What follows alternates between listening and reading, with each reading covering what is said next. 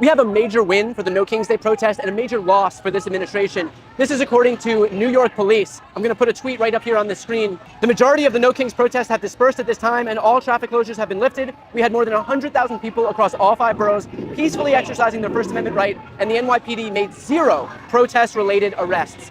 And this is the trend across the entire country. As you can see, I'm joining you from the downtown LA protest in Southern California. This has been completely peaceful. There's not been a single disturbance.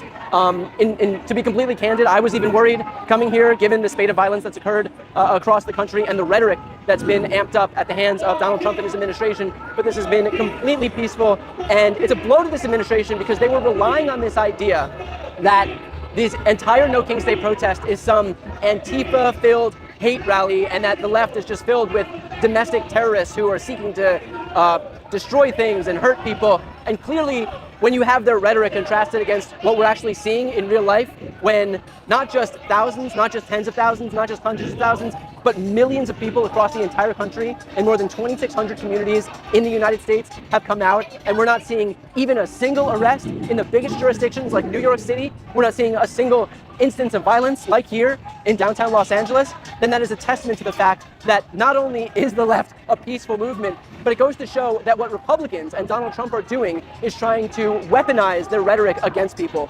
to manipulate their supporters into thinking that everybody on the Democratic side of the aisle, everybody in the pro-democracy movement is just dangerous and wants to hurt you, when in reality, it just goes to show that he relies on division to keep his movement up. He relies on demagoguery to make sure that people can flock to him. He needs to other people. He needs to tell the right that the left is this violent mass movement against them. But in reality, this is what it looks like when you have tens of thousands of people who take into the streets and there's no violence whatsoever. And yes, I'm sure that there are people from the right here. I'm sure that there's people from the center here. But again, a completely peaceful movement, not just here in Los Angeles, but across the country. And so that is a big loss for a Trump administration that relies on these optics that one side is dangerous to give themselves this sense of moral superiority when trying to use that as a pretense to send the troops in, for example.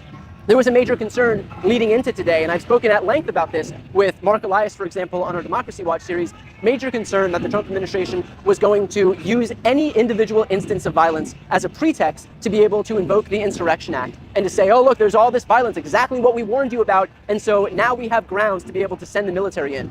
And yet, as you can see, these completely peaceful movements are a testament to the fact that his efforts to deploy the troops into cities are completely unjustified. And by the way, it's not just me saying that. All you have to do is look at what the judges are saying in each individual courtroom. In Los Angeles a few months ago, you had Judge Breyer who said as much. In LA, you had Judge Immergut in Portland who also agreed, no pretext to be able to send in the troops. And then up in Chicago, you had Judge Perry who also agreed. And that decision was appealed up to the 7th Circuit, and the 7th Circuit agreed that there was no basis for the Trump administration to be able to deploy these troops into the cities.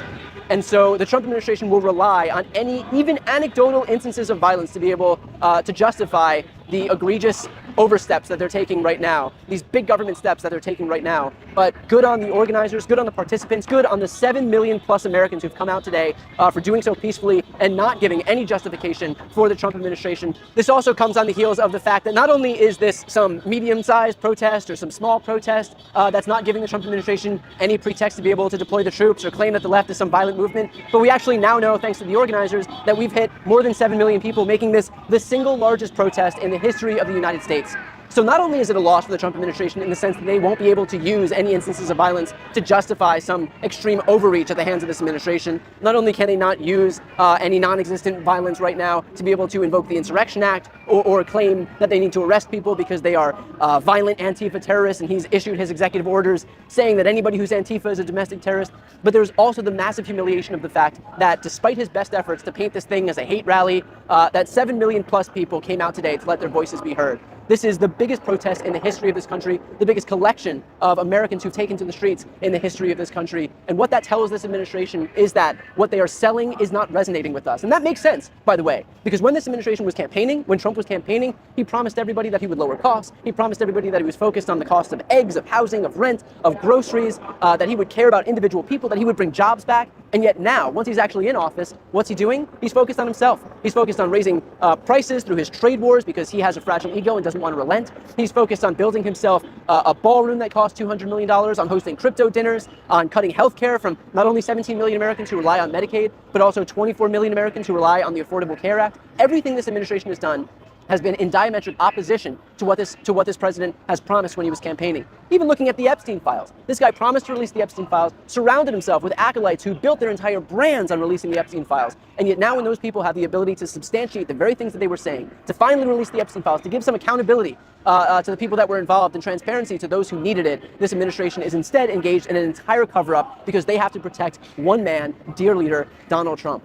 And so Americans are waking up to the fact that they have been sold a bill of goods from Donald Trump and the people that he surrounded himself with. And what we saw today with thousands and thousands of people just here in downtown LA, but millions of people across the country taking to the streets to let their voices be heard, to let their opposition to this administration, that is a testament to exactly that. So again, congrats to everybody who's come out to make this thing a historic event, a safe event, and an event that puts on full display the bullshit that the Trump administration has been selling.